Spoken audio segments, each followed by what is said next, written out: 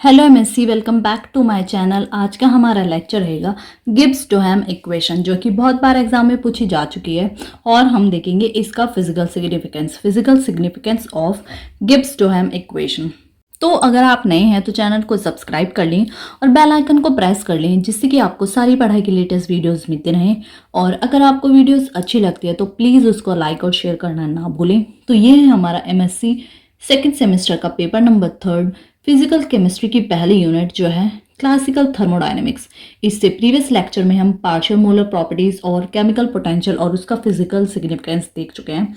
आज हम देख रहे हैं गिब्स-डोहम इक्वेशन के बारे में। तो चलो शुरू करते हैं अपना आज का लेक्चर, जो है हमारा गिब्स-डोहम इक्वेशन।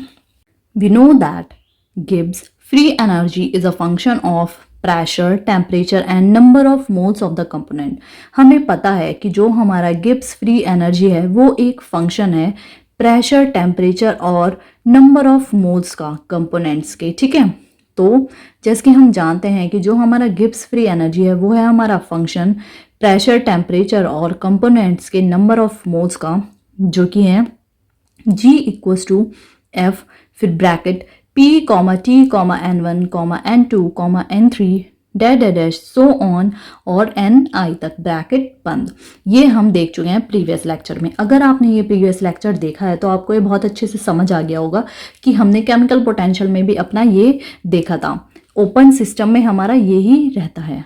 उसके बाद में हम करते हैं इसका पार्शियल डिफरेंशिएशन। हम इसका पार्शियल डिफरेंशिएशन करेंगे तो ये हमारा ये इक्वेशन आ जाएगी। और ये हमारा थर्ड बार है कि जो मैं आपको पार्शियल डिफरेंशिएशन करके बता रही हूँ, तो ये अब की बार मैं रिपीट नहीं करूँगी, आप ये देख लीजिएगा। हमारा जब हम इसका पार्शियल डिफरेंशिएशन करेंगे तो ये हमारी डी जो है वो ये हो जाएगा।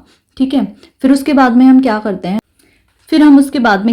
हैं, एट कांस्टेंट प्रेशर और कांस्टेंट प्रेशर और टेम्परेचर पर हमारा dp हो जाता है 0 और dt हो जाता है हमारा 0। तो हमें ये इक्वेशन से हमें क्या मिलता है ये देखिए।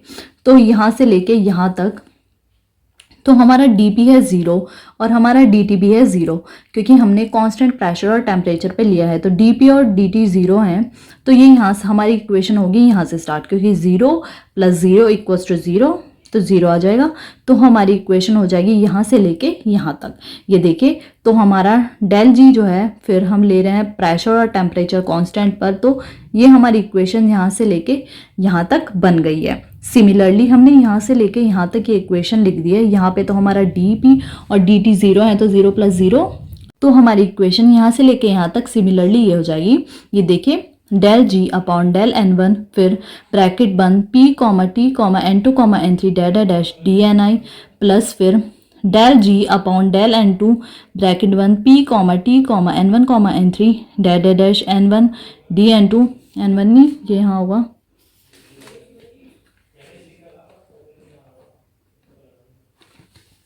ये होगा Ni DN2, फिर plus bracket del G upon del N3 P, T, N1, N2 dash so on Ni से लेके DN3, फिर प्लस सो ऑन मतलब ऐसे ही चलता रहेगा। फिर प्लस हमारा bracket del G upon del Ni P, T, N1, N3 dash DNi तक। तो कांस्टेंट प्रेशर और टेम्परेचर पर हमारी इक्वेशन यहाँ से बन जाएगी। यहाँ जो ये हमारा यहाँ तक है, यहाँ 0 हो जाएगा, dp 0 है, dt 0 है, तो 0 + 0 0, तो इक्वेशन यहाँ से यहाँ तक हो जाएगी। फिर उसके बाद में क्या होगा, फिर उसके बाद में हमने del G P, T equals to μ1, वो हमारा हो जाएगा μ1, फिर μ2, μ3 और μi। हमारी ये इक्वेशन 1 है। ये आप इससे प्रीवियस लेक्चर में देख सकते हैं, मैंने उसमें आपको बहुत अच्छे से समझाया है, मैं बार बार रिपीट ही करूँगी। आप उसको प्रीवियस लेक्चर को जाके देख सकते हैं कि ये हमारा μ1, μ2, μ3 और μi क्यों आया है। बस मैं आपको ये बता देती हूँ, जो हमारा μ1, μ2, μ3 और μi है, ये है हमारे केमिकल पोटेंशियल, वो भी कंपोनेंट 1, कंपोनेंट 2, कंपोनेंट 3 और कंपोनेंट ith का। ठीक है, इसको हम मान रहे हैं अपनी इक्वेशन 1। तो जो हमारी इक्वेशन 1 है, equation 1 is known as Gibbs Duhem equation. जो हमारी इक्वेशन 1 है उसको हम गिब्स-डोहम इक्वेशन कहते हैं। तो फिर बाद में हम इसका इंटीग्रेशन करते हैं। ऑन इंटीग्रेशन, तो जो हमारा g है, g equals to μ1 n1 plus μ2 n2 plus μ3 n3 plus μi ni। तो इसको हम मान लेंगे इक्वेशन नंबर 2। तो जो ये हमारी पहली इक्वेशन थी ये थी हमारी गिब्स डोहम इक्वेशन। फिर हमने इस इक्वेशन का करा है इंटीग्रेशन। इस इक्वेशन का इंटीग्रेशन करने के बाद ये हमें मिल गई है अपनी सेकंड इक्वेशन जो है g equals to μ1 n1 plus μ2 n2 plus μ3 n3 plus so on और म्यू आई एन आई। इसको मान लेंगे हम इक्वेशन नंबर 2। जो हमारी इक्वेशन नंबर 2 है वो है another form of Gibbs Duhem equation. ये हमारा दूसरा फॉर्म है गिब्स डोहम इक्वेशन का। तो फिर हम क्या करेंगे, अपनी सेकेंड इक्वेशन को, इसके बाद में हम अपनी सेकेंड इक्वेशन को कर देंगे डिफरेंशिएट। ठीक है, इस लेक्चर में हम देख रहे हैं 3-4 इक्वेशन कौन कौन सी हैं गिब्स डोहम इक्वेशन की। तो हम इस अपनी सेकेंड इक्वेशन को डिफरेंशिएट कर देंगे। ये देख रहे डिफरेंशिएटिंग इक्वेशन 2 वी गेट। जब हम इक्वेशन 2 को डिफरेंशिएट करते हैं तो हमें क्या मिलता है, D G equals to μ1 D n1 plus n1 D μ1 plus μ2 D n2 plus n2 D μ2 plus μ3 D n3 plus n3 μ3, फिर प्लस सो ऑन, फिर plus mu I D N I plus N I D mu I. तो ये हमें मिल गया है differentiate करके। उसके बाद में डी जी इक्वल्स टू हो जाएगा हमारा, ब्रैकेट में हमने ले लिया mu D N one plus mu two D N two plus mu three D N three plus so on plus mu I D N I. ये देखें हमने म्यू ये वाला ले लिया, ये ले लिया, ये ले लिया है और ये हमने अलग ले लिया, फिर plus N one D mu one, N two D mu two, N three mu three plus N I D mu I, ये हमने अलग ले लिया है। तो ये दोनों हमने अलग अलग ले लिया है। अब हम करेंगे इसको comparing above equation and equation 1 we get. हम इस इक्वेशन को और जो हमारी पहली वाली इक्वेशन थी उसको हम कंपेयर करेंगे तो हमें क्या मिलेगा। ये देखिए हमारी पहली इक्वेशन थी ये वाली, जब हम अपनी इस वाली इक्वेशन को और इस इक्वेशन को हम जब कंपेयर करेंगे तो हमें क्या मिलेगा। ये देखिए हमें ये मिलेगा n1 D mu one plus n2 D mu two plus n3 mu three plus so on plus N I D mu I equals to 0। इसको मान लेंगे हम इक्वेशन नंबर 3। जब हम कंपेयर करते हैं तो जो सिमिलर दिखा है हम उसको कैंसिल आउट कर लेंगे। ठीक है, तो जो हमारी इक्वेशन 3 होगी वो बन जाएगी हमारी गिब्स डोहम इक्वेशन। तो जो हमारी इक्वेशन 1, इक्वेशन 2 और इक्वेशन 3 हैं, ये जो हमारी तीनों इक्वेशन है हम इसको बोल रहे हैं गिब्स डोहम इक्वेशन और रिलेशन। ये हमारी तीनों गिब्स डोहम इक्वेशन है और ये हम कह सकते हैं ये हमारे गिब्स डोहम रिलेशन हैं। होप ये आपको इतना तो समझ आ गया होगा। फिर उसके बाद में हम क्या करेंगे, let us consider a system at equilibrium. इसके बाद में हम कंसिडर करते हैं एक सिस्टम इक्विलिब्रियम पे। तो फिर component present in 2 phase 1 and 2 having molar Gibbs free energy G1 and G2 respectively. तो इसके बाद में हम कंसिडर करेंगे एक सिस्टम को इक्विलिब्रियम पे जिसमें जो कंपोनेंट होगा वो 2 फेज में प्रेजेंट होगा, फेज 1 फेज 2, और उसकी मोलर गिब्स फ्री एनर्जी होगी G1 और G2। ठीक है, रिस्पेक्टिवली। फिर क्या होगा, at equilibrium a small quantity delta N mole of the substance passes from one phase to second phase, then Gibbs Duhem equation becomes. तो जब इक्विलिब्रियम पे हम स्मॉल क्वांटिटी का डेल्टा एन मोल सब्सटेंस का पास कराएंगे वन फेज से लेके दूसरे फेज तक, तो जो हमारी गिब्स डोहम इक्वेशन है वो क्या हो जाएगी।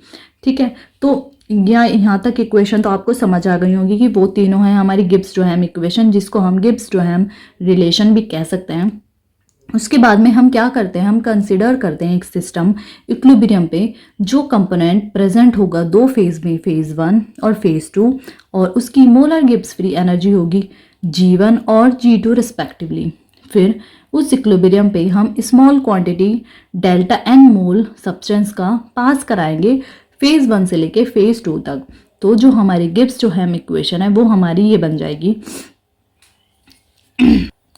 ये देखिए μ1 ब्रैकेट में माइनस डेल्टा एन, फिर ब्रैकेट 1 प्लस μ2 ब्रैकेट में delta N equals to del G equilibrium. उसके बाद में एट इक्विलिब्रियम पे del G equilibrium equals to 0, hence. तो जो हमारी इक्वेशन है μ1 ब्रैकेट में minus delta N bracket 1 plus mu 2 फिर ब्रैकेट में delta N bracket 1 equals to delta G equilibrium equals to 0। ठीक है, तो फिर हमारी इक्वेशन ये हो जाएगी mu 1 bracket delta N equals to mu 2 bracket delta n, या हम कह सकते हैं म्यू 1 इक्वल्स टू म्यू 2, इसको हम मानेंगे इक्वेशन 4। तो ये सब करके इक्विलिब्रियम पे हमारा म्यू 1 इक्वल्स टू म्यू 2 आ जाएगा। तो हैंस ये क्या इससे प्रूफ हुआ है फोर्थ इक्वेशन से, और हम इसको मानेंगे अपनी equation number 4। Hence at equilibrium chemical potential of a component in every phase must be the same. तो इक्विलिब्रियम पे जो हमारा केमिकल पोटेंशियल रहता है कंपोनेंट का, हर फेज में वो सेम होना चाहिए। ये हमने इससे समझा है कि जो हमारा इक्विलिब्रियम पे केमिकल पोटेंशियल रहेगा कंपोनेंट का, वो हर फेज में सेम रहेगा। अब हम देख लेते हैं इसकी physical significance of Gibbs Duhem equation. तो इससे नेक्स्ट लेक्चर में हम देख लेंगे application of Gibbs Duhem equation. मेरी तबीयत थोड़ी सही नहीं है, हम नेक्स्ट लेक्चर में इसको कंप्लीट कर लेंगे। मैं थोड़ा सम अप कर देती हूँ। अगर आपने केमिकल पोटेंशियल नहीं देखा है तो आप केमिकल पोटेंशियल को आके देखिएगा, तब आपको ये थोड़ा इजी समझ आएगा। जिसमें सबसे पहले हमारी गिब्स फ्री एनर्जी ये होती है, फिर ओपन सिस्टम पे होती है, फिर हम इसका पार्शियल डिफरेंशिएशन करते हैं, ये बन जाती है। फिर एट कांस्टेंट प्रेशर और टेम्परेचर dP इक्वल्स टू 0 और d2 इक्वल्स टू और dt इक्वल्स टू 0, हमारी इक्वेशन ये बन जाती है, क्योंकि dP 0 dt 0 0 प्लस 0 0, तो यहाँ से लेके इक्वेशन ये यहाँ बन जाएगी कांस्टेंट प्रेशर और टेम्परेचर पर। तो मैं भी आपको यहीं पे बता देती हूँ, यहाँ से लेके यहाँ तक हमारा म्यू 1 है केमिकल पोटेंशियल, फिर यहाँ से लेके यहाँ तक हमारा म्यू 2 है, यहाँ से लेके यहाँ तक हमारा म्यू 3 है, और यहाँ से लेके यहाँ तक है हमारा म्यू i, जो है हमारे पोटेंशियल, जो है हमारे केमिकल पोटेंशियल ऑफ कंपोनेंट 1 2 और i। इसको हम मान रहे हैं अपनी इक्वेशन 1। हमारी इक्वेशन ये बन गई, इक्वेशन 1 गिब्स डोहम इक्वेशन। फिर हम इसका इंटीग्रेशन करते हैं तो हमारी इक्वेशन ये बन जाती है, ये है हमारा दूसरा फॉर्म गिब्स डोहम इक्वेशन का। फिर हम इक्वेशन 2 को डिफरेंशिएट करेंगे तो ये हमारा ये आ जाएगा, और इक्वेशन 2 को डिफरेंशिएट करके हम इसको अपनी इस इक्वेशन को कंपेयर करेंगे इक्वेशन 1 से, तो हमारी ये नई इक्वेशन आ जाएगी, जिसको हम मानेंगे इक्वेशन नंबर 3, जो है हमारी गिब्स डोहम इक्वेशन। ये भी हमारी गिब्स डोहम इक्वेशन है। तो इक्वेशन 1 2 और 3 हमारे गिब्स डोहम इक्वेशन या रिलेशन है। फिर उसके बाद में हम कंसिडर करते हैं एक सिस्टम इक्विलिब्रियम पे, जिसका जो कंपोनेंट रहता है वो 2 फेज में प्रेजेंट रहता है, फेज 1 और फेज 2, जिसकी molar Gibbs free energy G1 और G2 होती है रेस्पेक्टिवली। उसके बाद में इक्विलिब्रियम पर small quantity delta N mole of the substance को हम पास करते हैं फेज 1 से लेके फेज 2 तक। तो जो हमारी गिब्स डोहम इक्वेशन है वो यहाँ पे ये बन जाती है इक्विलिब्रियम पे, एट इक्विलिब्रियम। तो इससे हमें पता चलता है कि जो हमारा इक्विलिब्रियम पे रहता है वो केमिकल पोटेंशियल रहती है कंपोनेंट की, वो हर फेज में सेम होनी चाहिए। तो यह है हमारे आज के लेक्चर में, होप ये आपको समझ आ गया होगा। इससे नेक्स्ट लेक्चर में हम एप्लीकेशन देख लेंगे गिब्स डोहम इक्वेशन की। तो अगर आप नए हैं तो चैनल को ज़रूर सब्सक्राइब करिएगा और बेल आइकन को प्रेस कर लें, जिससे कि आपको सारी पढ़ाई की लेटेस्ट वीडियोस मिलती रहे। और अगर आपको वीडियोस अच्छी लगती है तो प्लीज़ उसको लाइक और शेयर करना ना भूलें। तो मिलते हैं नेक्स्ट लेक्चर में।